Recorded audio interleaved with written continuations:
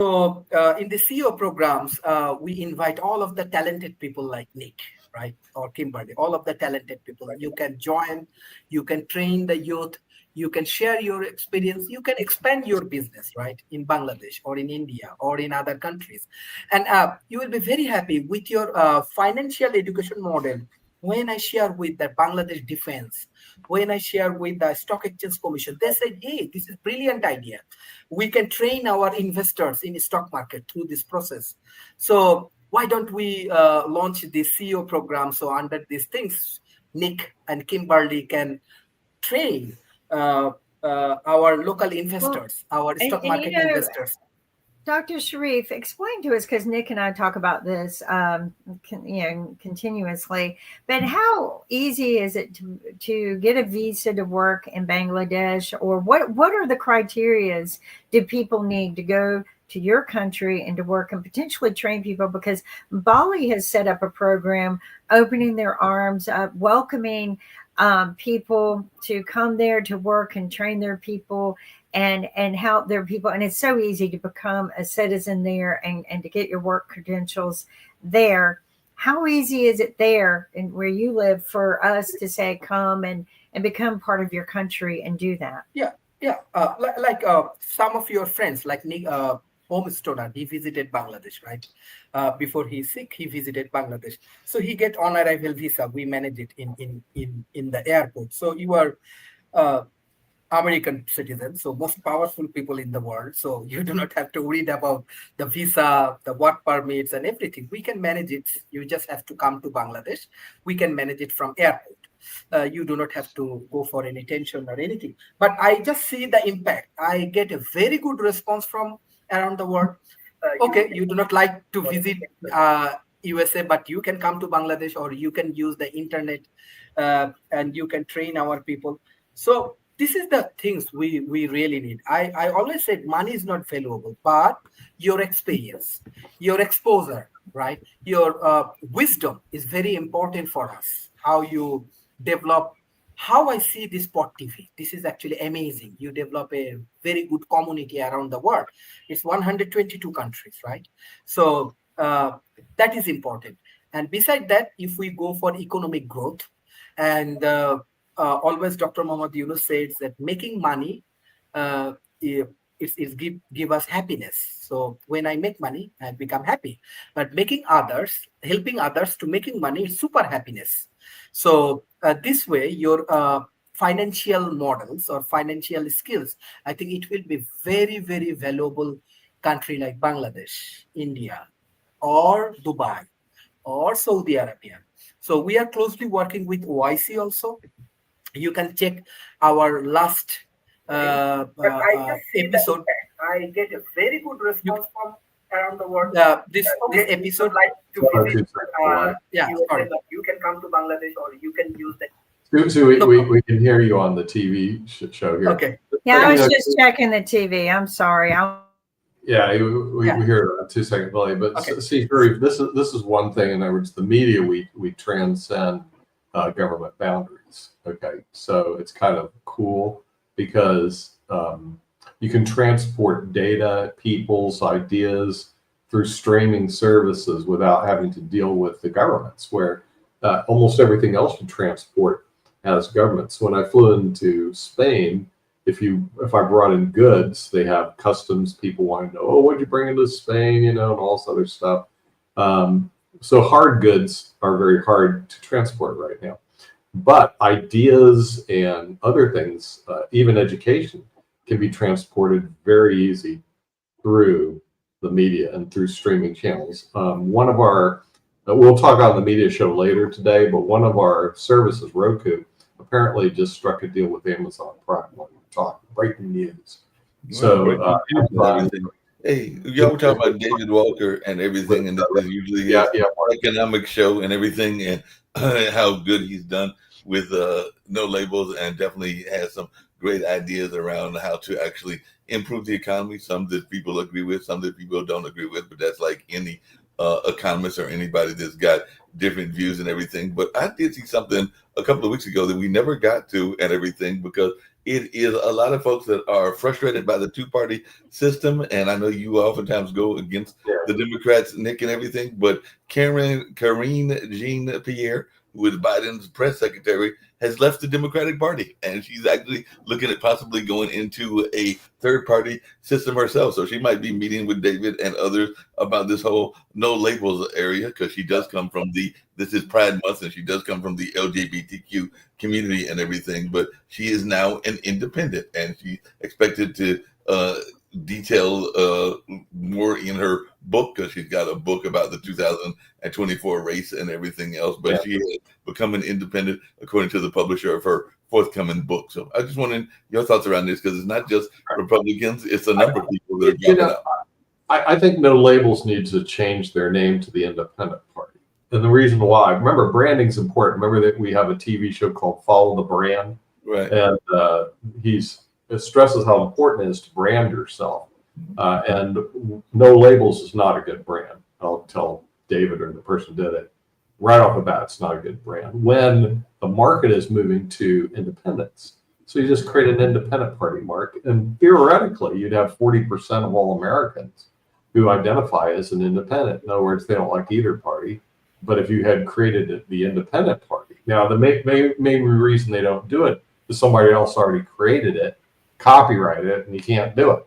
But a independent party or an independentparty.com or something like that, I think they would go over very well, because the parties really do play on, they play and prey on their people. I mean, really. They try to get them all excited and upset. You got to donate to us. You got to stop those Democrats, or the Democrats. So you got to stop those Republicans. They're going to tear the country. Things bad are going to happen. Donate to us, because remember, in sales, people are motivated by two things: fear and greed. So what are the parties? They play off fear and greed and everything, like you said, Nick. And by the way, the book is titled "Independent: A Look Inside a Broken White House, Outside the Party Lines," and it promises a detailed recounting of the 3 weeks that led to Biden abandoning his bid for a second term and the betrayal by the Democratic Party that led to his decision. But the book is going to be published by Legacy Lit, a Hatchet Book Group imprint, and everything like that. So it does look like, and we might have to see if we can get Karine Jean-Pierre onto our network and see what she's got. He is definitely looking at possibly getting out in that whole independence route and everything. I wish Rick was here, because the other thing I was going to tease you about is y'all were talking about, and Kim, this is partially for you, because you're talking about those rancheros, and I was watching an old episode of Vegas, and it was actually a guy in the old episode that still had the lease of land from Bugsy Siegel, who was that famous gangster, and all along those lines, so they actually bought him partially out and everything. But there was another major part of that whole industry that was out there, whether it was bars or whether it was ranches, that, as you know, Nick, went bankrupt, I think, and it's basically shuttered its doors. So if anybody is into that whole notion of looking at women and them being scantily clad, there was a franchise that was called Hooters, and all along those lines. And I think recently, I have my Hooter story.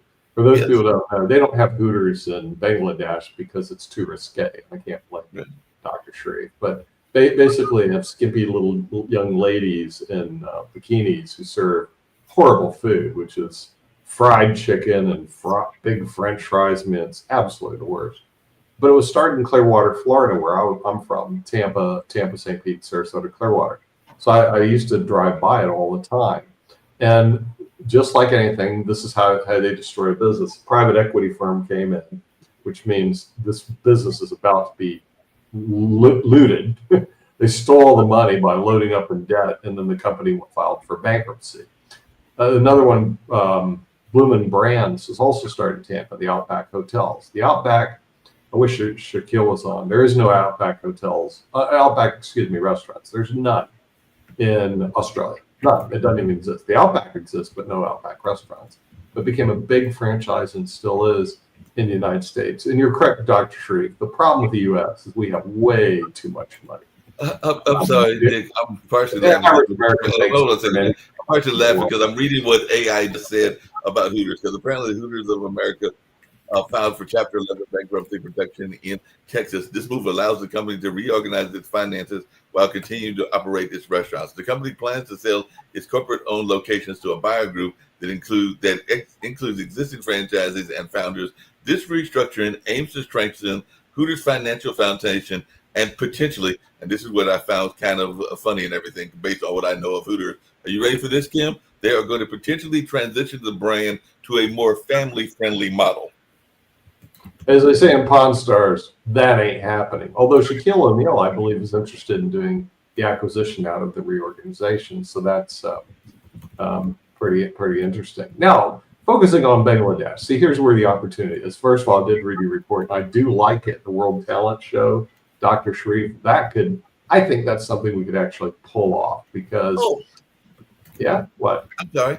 We had another new show because I know we want to do the World Talent Show, but yesterday we taped Naked at Night, and while I'm thinking about it, since I got both of the founders here and everything, JD, who is the troubadour, and Rick want to do a spin-off show about AI. They announced that yesterday and everything, so it would be a show around the whole notion of AI, and it would be Rick and JD, who has a background in Hollywood as well, discussing AI on a regular weekly. Well, maybe Dr. Sharif knows something about AI. I know nothing about it. I'm, I swim in a sea of ignorance. Do you know anything about this AI stuff, Dr. Sharif? Because apparently we invent this Kokoro with Silicon Valley team. It's a big heart technology.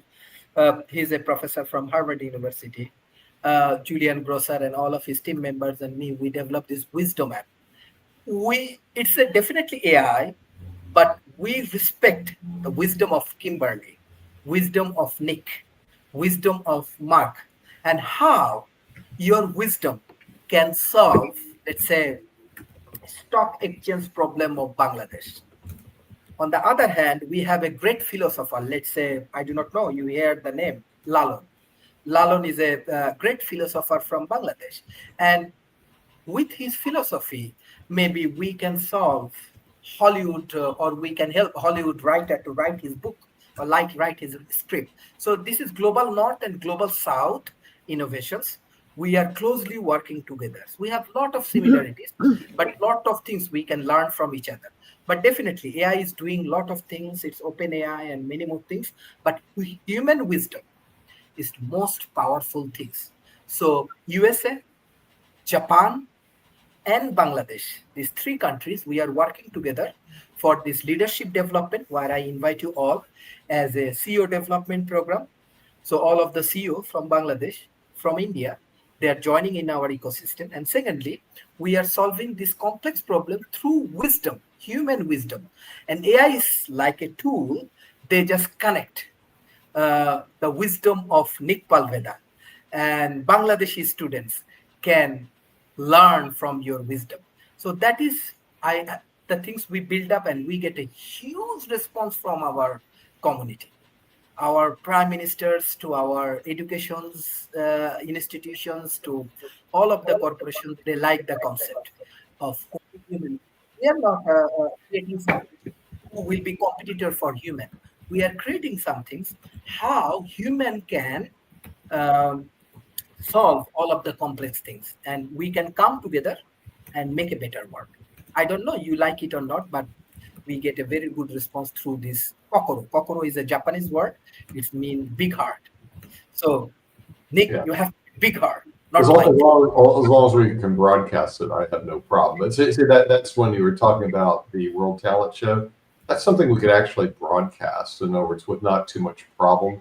Because as long as someone has a computer and what I call it, one of these cameras and a microphone, pick us up broadcast quality stuff. So the thing is, we could actually do things I can't do, which is sing. I can't sing. I can't dance. I don't do any of that stuff. And I have no talent. So with those, I would love to see a World Talent Show where people can actually sing, which I'm sure you have people in Bangladesh who can sing and dance and have other talents, which, like I said, I'd be very impressed. Nick and Kim, because I'm hearing y'all are talking about two different things. So I'm trying to figure out whether we're talking about the same thing. Because when I'm hearing Doc talk about a talent show, it sounds more like a hackathon, which I know you and Kim have been involved in. Because a lot of what he's talking about, when he's talking about talent, it seems like it's more business talent and people presenting business ideas and all along those lines. Whereas the talent show that I know we were talking about was more of like a singing and dancing talent. So would you actually have two separate shows, or which did you have in mind? They're two separate. They're two separate. More like a kind of talent show where we're getting business ideas. Yeah, Dr. Srivardi runs the World Talent Economy Forum. So it's based on economics, world leadership, and things of that nature. A World Talent Show would have nothing to do with that. It's totally different, Mark. It would be basically singing, dancing, and things like I think they have a show in the U.S. called America's Got Talent. American Idol, and things like that. I'm just making sure that that's what Dr. Shreve had. Or do you have in mind a business talent show? I think that this is a very good idea, and this is the way of making good cultural relationship. What you call this global talent show, and yeah, we have a lot of interesting people in our communities. Those who are very good singer, dancers, musicians. You have talent in Bangladesh. We have 170 million people. I'd imagine you have some people who can that are talented there. Also, let me ask you this question, since I got you, since you're over in Bangladesh, you're like right next door to me. Do you guys watch TikTok? Do you have does Bangladesh people? Well, you know what? I'm going to say something about TikTok right now because we are filming live into TikTok, and they're banning me again because they're saying that this is not original content, even though I am live on TikTok. My little head is live on TikTok. Hi, TikTok. And I'm live here streaming the information, and they keep banning us. They banned us last time for a week. I don't know how long it's going to be this time. I'm going to go ahead and just finish our system that I started, Nick, because I'm so tired of this.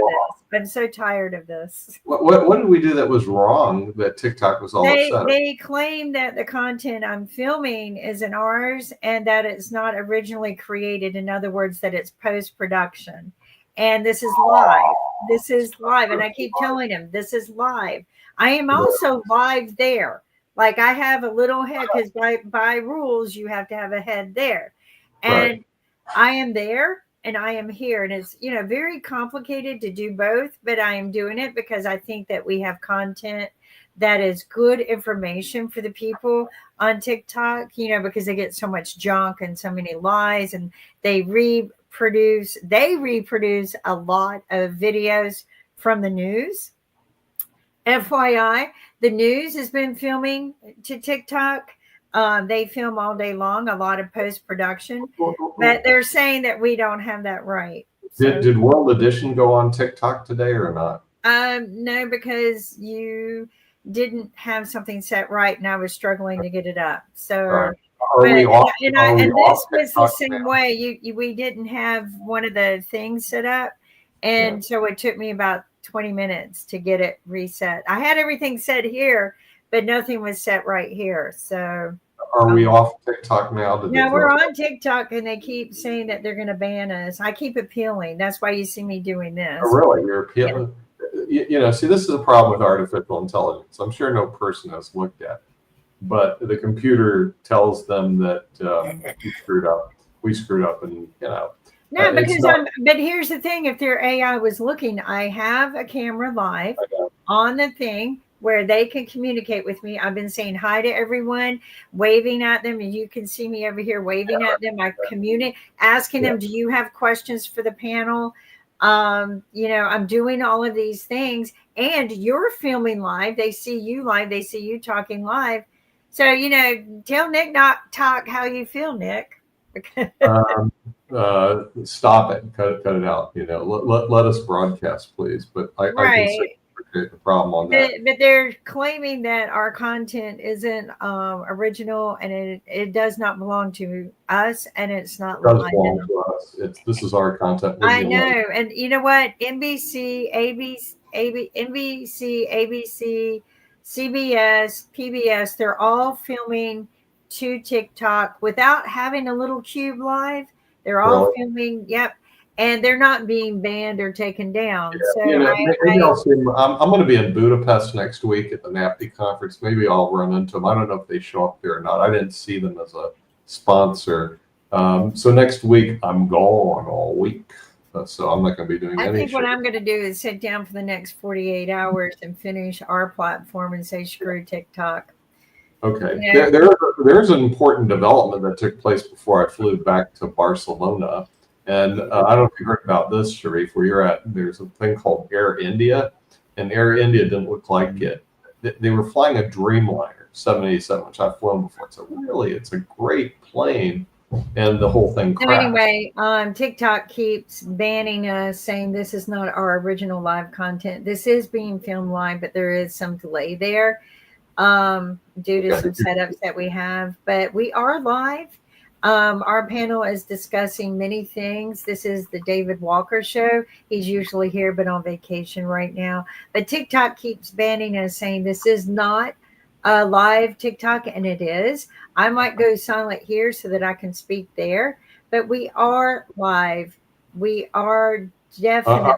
I'm going to help. I put My guess is they're saying that it's a secondary report.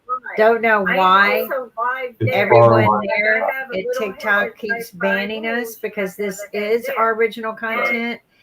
This is us filming live, although it's delayed. So you got me here ranting because TikTok keeps saying that they're going to take us down. But you know what? I'm so tired of it. I've already started building a platform where we can say any words we want, because, you know, right now TikTok allows you to use all of this profanity. Like, you can use profanity to the extreme and they don't take you down. But if you use words like female and, you know, y'all call it AB or unalive in the real format, they'll take you down. And you know what? I'm just sick of it. And you know what, TikTok? Eventually people are going to get tired of you treating people like this, because this is original. This is live. This is us talking to you. And this is me in another square, which is very hard to do. But we're managing a crew of people live from around the world talking about the economics. David Walker's on vacation right now. This is usually his show. But we were talking about how is it going to be good or bad building a wall in the United States. These are experts from around the world. We usually have more, but when I do this on TikTok, nobody likes to come anymore. This is artificial intelligence. I'm not very happy with TikTok. I will build a competitor. I will succeed with building a competitor, because this is wrong that you keep taking us down. Artificial intelligence just doesn't work, because you're Well, you got the rest of artificial intelligence right now. We that got artificial intelligence. What happened to Air India? Okay. There's an argument that Air India, the co-pilot who had 1,100 hours, which by the way means he's been flying for a total of like 6 months or less. You know, can you imagine he's transporting 300, nearly 300 people on a 787, which is a very sophisticated plane, and he's been flying for 6 months. Okay, that alone should put red flags up. When you look at the video, it looks like the wheels were down and the flaps were up, which means somebody hit the wrong button. You're supposed to put the wheels up, and the flaps down, so you can get your plane off the ground. And so the bloody thing crashed. But if you're in seat 11A, you live. Everybody else perished. Yeah, just one person. I think it's pilot error. But of course, everybody's now an avionic expert, and we have to wait for the black box. They're trying to say, oh no, both engines failed simultaneously. I don't think so. Well, has anyone watched the one living survivor that walked off? He said things were blinking in and out and stuff like that. Well, he said that his first interview was he felt like that the pilot was fighting. It could be very well what you said, like the plane was fighing to get up, right? Because he had it in reverse. Look, if the co-pilot put the wheels down and put the flaps up, that's a big mistake. But also, I'm serious. I would not get in a plane with a pilot who said I've been flying for 6 months. I wouldn't even bother. let alone he's flying a Dreamliner across the world. I mean, you cannot be serious. 1,100 hours. A work year is 2,000, which means he didn't even have a year's experience. 1,100. The unfortunate situation is we don't have enough pilots and enough people. Well, that was the thing. When I was in New York, they had to bring another pilot because the other pilot got sick. Yeah, there's definitely a shortage of pilots, and there's been an effort to get more pilots. I got a question for both of you and everybody on the panel and everything, because it's an article that I saw that it deals with economics. This is usually David talking about economics. There was a hotel that was charging a guest what I think is a ridiculous amount for a bottle of water. So I'm gonna tell you what they were charging, because they actually brought up this article because apparently MGM's area, Las Vegas, and we're talking about that maybe that's what they need to build on the border is more Trump towers and everything. But they were charging guests so much for water that it struck down what they call a fundamental precept in economics that is held for 150 years.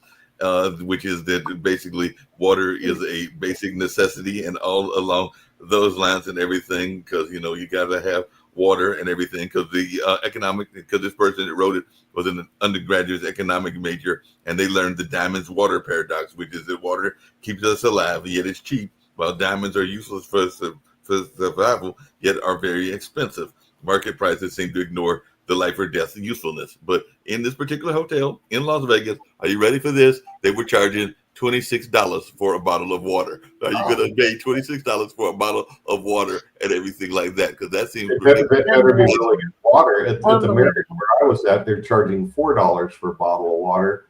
But I go, no. It's well, they even said that the Starbucks in the same hotel. They even said that Starbucks in the same hotel sold water for only $7.45. $7.45. Yeah, right. Yeah, but Bellagio, if it's a Bellagio or it's one of these upscale, people don't care. The rich people don't care much. But, they'll spend it. I mean, for the most part. Yeah, but the thing is that it's becoming ridiculous, and they don't provide an alternative means to good water. Like, you can't trust the tap water in most of those hotels. I don't know if you can trust the bottled water. There was something talking about these microplastics. I know. In the bottled water, and they had the 7 worst bottled water, and there are all these names, and they've been sued, and they've had some problems with by your drinking microplastics that get stuck in your gut, and some of it is not even filtered properly. It's not even.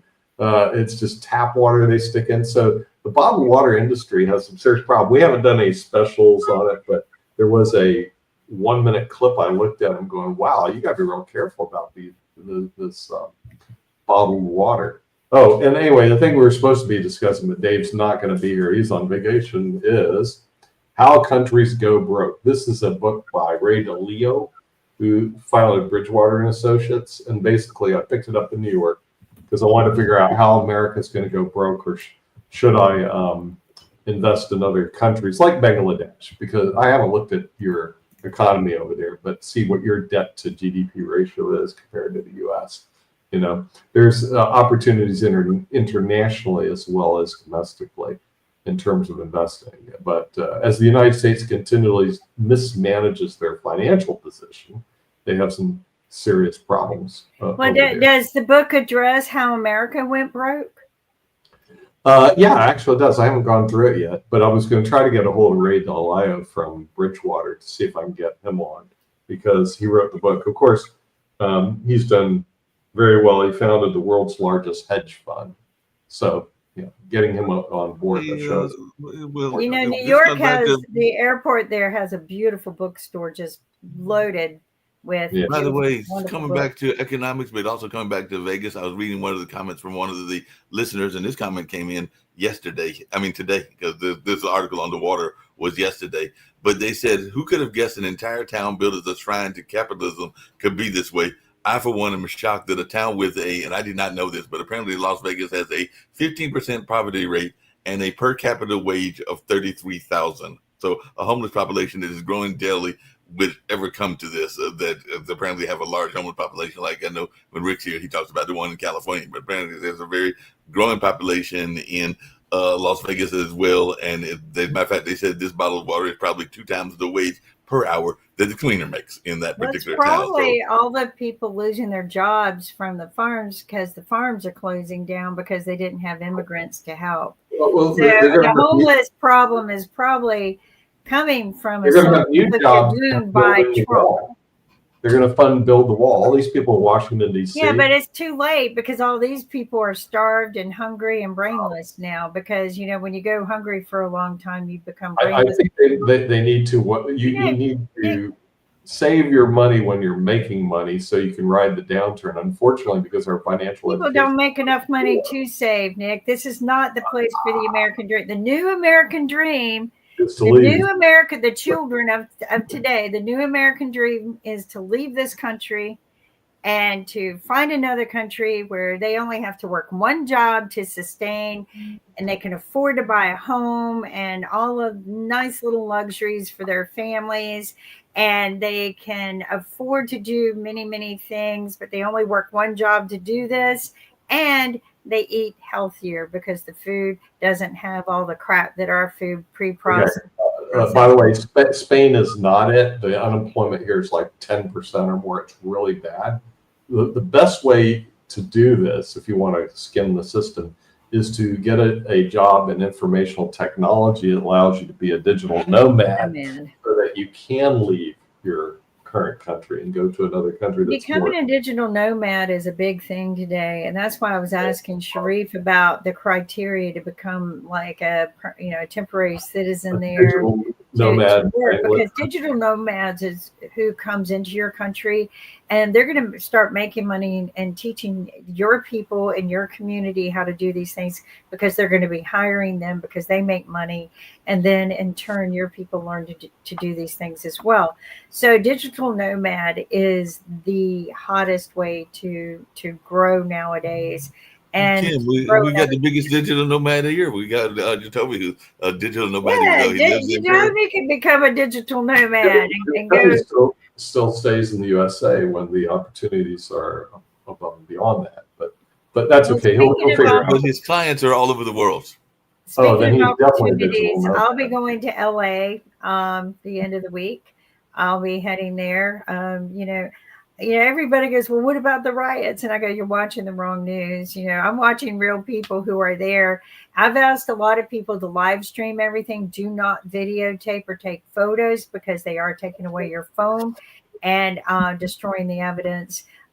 We've captured, ICE intentionally beating up some of the people who were doing nothing. They were live streaming. I double recorded on them so that I had this as well, but they were just, sitting on a corner. 20 members of ICE turned on them and just started, throwing them to the ground, to me, beating them up, physically assaulting them. And then they realized, oh, they're not videotaping this because he went to take her phone. They are live streaming. What do I do? And so he says, turn it off. So too late because if they go to her account and delete it, I already have a recording of it. Because they can go to your account and they can delete your stuff. We have live recordings of police in LA on a dead street because they have curfew and the police are coming down in groves, like 100 of them, walking and driving. And then media only because, normal human beings are not allowed on the streets right now in LA after 8 and all the businesses are closing up, which something like this will be like COVID to them. They'll end up closing up for good. But nobody's on there. And then the guy goes, what's going on? And he cut on his live and he went up to the rooftop and it looked like they were staging riots. Like the police were running and chasing no one. And yelling and waving their arms and chasing no one. There was no one on there, and the media was filming all of this. So, I'm not trusting anything that the media is sharing with us. Not after that video. I'm just not. It was very humiliating to watch and to watch them do all of this. The cars were backing up, turning on their sirens like they're going to go chase someone. Whoop, whoop, whoop. And it was all fake. It was all fake news. So we were sitting there in awe, our jaws hitting the walls that we were looking over and going, oh my God, how can they be faking stuff like this? This is crazy. So, I don't know if I believe it. What I do believe is that the Proud Boys have been incited to go out there and paid to go there and to incite problems and to riot bait. We saw a lot of that. Again, people are just live streaming now. They're not just recording and posting. They are live streaming. And a lot of the videos that you saw the news sharing, if you take a very close look at it and compare it to videos during January 6th, you're going to see a very similar comparison of men standing on cars with masks on and waving flags. It's just that they changed out the flags. So, I think that the news right now is reporting what Trump wants you to see. The important things is, our economy is down, and these are the things that we need to be discussing. We need to be discussing how to fix it. The big bad bill is going to hurt us worse. I heard this phrase, if you voted Republican, you're either very rich and you're stupid. And if you look at your bank account and you don't see you're rich, then accept the other. Because either rich and you're stupid. And Nick, you'll be glad to know that the Canadians have put out a new advisory as well. And the advisory warns the U.S. that travelers should stay away from demonstrations and follow the instructions of local authorities, including curfew orders. So apparently we have updated our travel advisory and they have updated theirs as well. So they were basically warning folks to stay away from the U.S. and definitely to stay away from demonstrations. What right does America have to put a curfew on people? What right is there? Are they going to have a new demonstration, bring back the kings? If they did, I'll be for it. So the thing is, I can't wait till we need kings and monarchy reestablished in the United States so that we actually have some really good and very strong leadership. I'm going to get a little poster, bring back the kings. No, we don't want to bring back the king. The candidate, I know you come from royalty, but the candidate advisory also knows that criminal incidences associated with drug trafficking are more frequent at the border with Mexico. Canada says they occur in the following states: California, Arizona, New Mexico, and Texas. If crossing the U.S.-Mexico border by car, the advisory suggests that people remain extremely vigilant and only use officially recognized border crossings and avoid traveling at night. So they're definitely putting out this notion of don't travel toward the southern part of the country and everything like that. So definitely looks like Canada is not our friend, but they are not too pleased with us. And they've got that G7 conference going on, which I'm sure will be dealing with the economy. And we'll see whether Trump makes friends with Mark Carney or not. Oh, the G7. Yeah, that'd be very interesting. I think mainly the United States is kind of breakdown analysis. I mean, we have more wars incited now since Trump started. More wars going on. We're getting closer and closer to someone probably serving the nuclear war button. Our economy has gone way down. I don't know if egg prices are any better, but grocery prices aren't. I'm seeing new taxes on our groceries. I mean, nothing to me feels better, but then I get all of these radio reporters who are pro-Trump, making fun of the people, that are complaining about these things, saying that we need to grow up and that change is pain and we need to get over this. They're also the same people, Nick, maybe you can explain this to me. The person who started the, not so nice nicknaming Trump, he goes around picking nicknames for people. But when we nickname back at him or back at these people, they get so angry and tell us we're being rude. And I mean, we're just feeding back what they fed us. Why do they have a right to do that and we don't? It's the same reason we have the right to go off the air, because we're at the hour. So we'll see you next week on Economics. David will be back. Economics Beyond. David. Next week. Bye-bye.